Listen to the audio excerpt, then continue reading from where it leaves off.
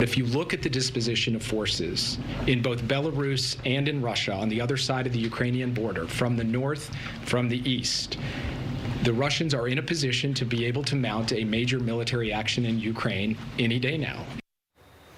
That was White House National Security Advisor Jake Sullivan adopting a more urgent tone as he discusses the prospect of military action in Eastern Europe. And it is time now for our Sunday group, Jason Riley of the Wall Street Journal and author of the new book, The Black Boom, Johanna Maska, former Obama White House official, and Jerry Seib, executive Washington editor of the Wall Street Journal. Welcome to all of you. Great to spend this Sunday morning with you. Johanna, I'll start with you first. We heard Friday, as I mentioned, a major shift in tone from the White House communications on Ukraine when Jake Sullivan stepped up to the microphone at the White House Friday. So did you make of that heightened sense of, did you sense the urgency from the administration and a change in tone when we heard from him?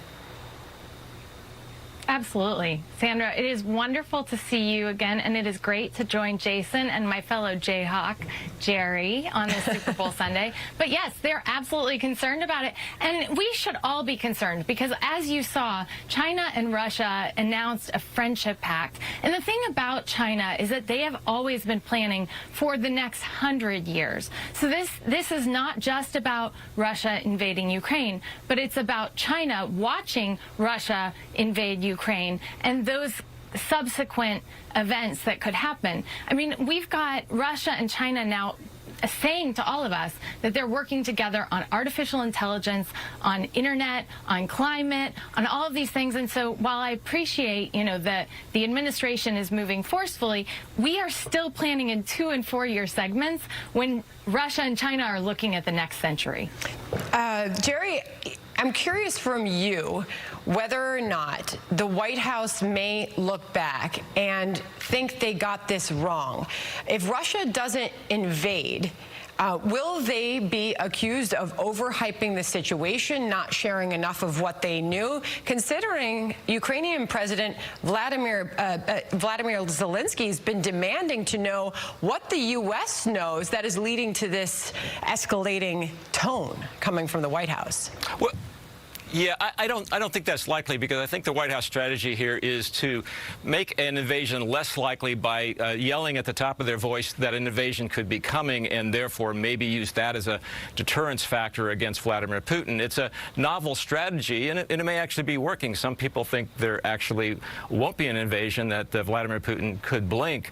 I think it's important to keep this in perspective. If this happens, though, this will be potentially the largest land war in Europe since World War II.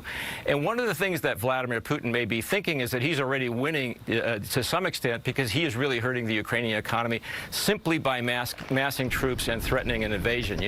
What happens in a situation like this is capital flees, investment dries up, and right now the Ukrainian government is having to spend its precious hard currency reserves to defend its own currency. So there may be an element here of Vladimir Putin wanting people to get alarmed because he knows that helps destabilize the Ukrainian government. Maybe he'll get what he wants, which is a change in Ukraine without having to invade. Jason, it doesn't seem, after just talking to Admiral Kirby a moment ago, that the White House is considering sanctions as a preemptive move. It's still just being used as a deterrent if Vladimir Putin is to invade. Should we be considering sanctions now?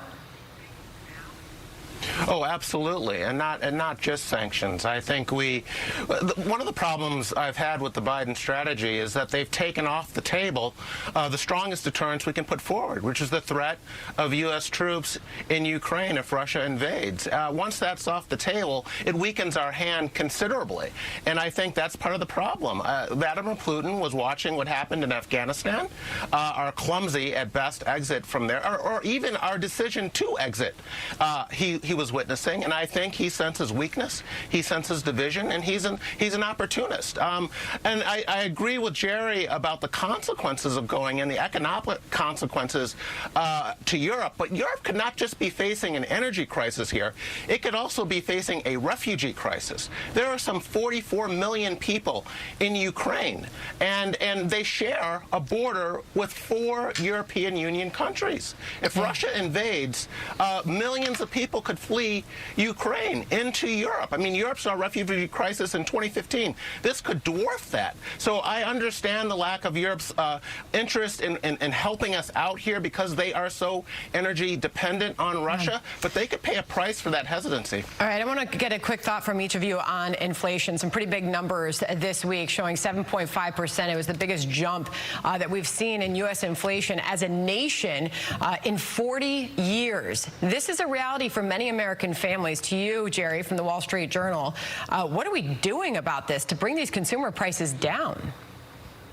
Well, first of all, it is a big hit to every family. There was a study that came out this week that we reported on that said the average family household suffers $276 a month in increased costs because of inflation right now. So this is real, and it's across the board. Everybody feels it.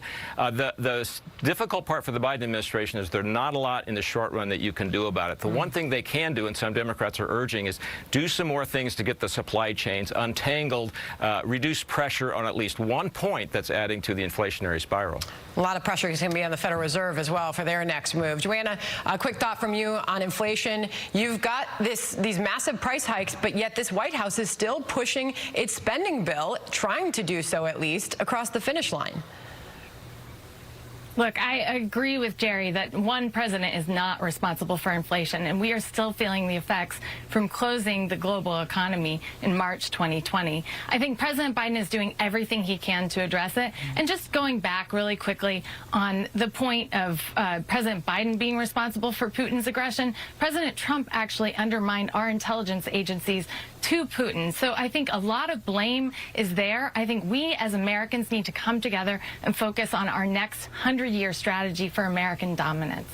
Okay. Jason, real quick thought from you. We've got to leave it there.